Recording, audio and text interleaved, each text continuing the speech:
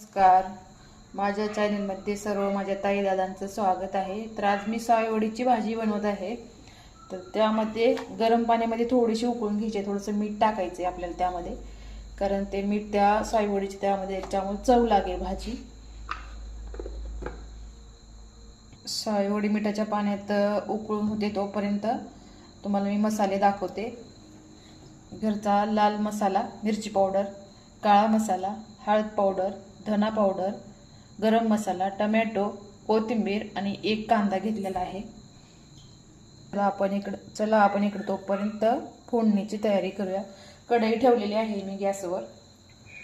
तर आपल्या ह्याच्यात 2 चमचे तेल घालून घ्यायचं आहे.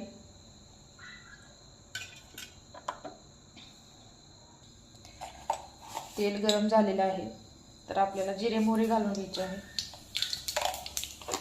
जे आम्ही दररोज खातो तेच मी रेसिपीमध्ये पण दाखवणार आहे. रेसिपी म्हणलं तर काय असं वेगळं नाही, कारण आपलं दररोजच्या जेवणात आहे तेच जेवण. कारण एखाद्याला बघा की असं दररोजचं साधं भाजी पोळी पण जेवायला मिळत नाहीये. हे कांदा घालून घेऊ आपण त्यामध्ये.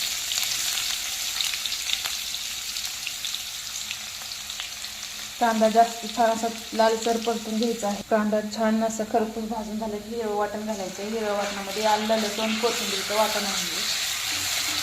हे वाटण छान असं परतून घ्यायचं आहे. हिरवं वाटण छान असं परतून झालं की मसाले घालून घ्यायचे आहेत आपल्याला. मग असे दाखवले मी तुम्हाला सगळे मसाले.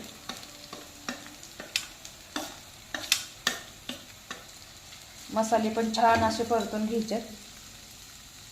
सर्व मसाले छान असे परतून झाले की आपल्याला टमॅटो टाकून घ्यायचा आहे. आता टमॅटो छान असा तेलात मस्त परतून घ्यायचा आहे. चवीनुसार मीठ घालायचं आहे. हे वाटण छान शिजून घेण्यासाठी आपल्याला थोडंसं त्यात पाणी घालायचं आहे. थोडंसं होते, कारण वाटण मस्त असं शिजलं गेलं पाहिजे आपल्याला. आणि जे काय आहे ते मी पूर्ण लाईव्ह दाखवणार आहे. बघू शकता आपल्या वाटणाला कसं असं तेल सुटलेलं आहे मसाल्याला सगळ्या. तर आता ही सायवडी घालून घ्यायची आहे त्यामध्ये.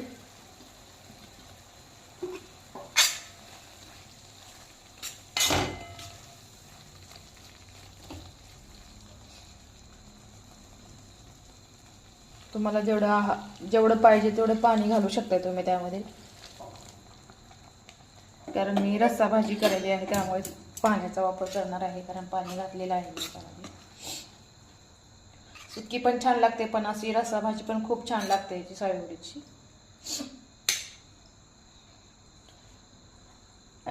माझे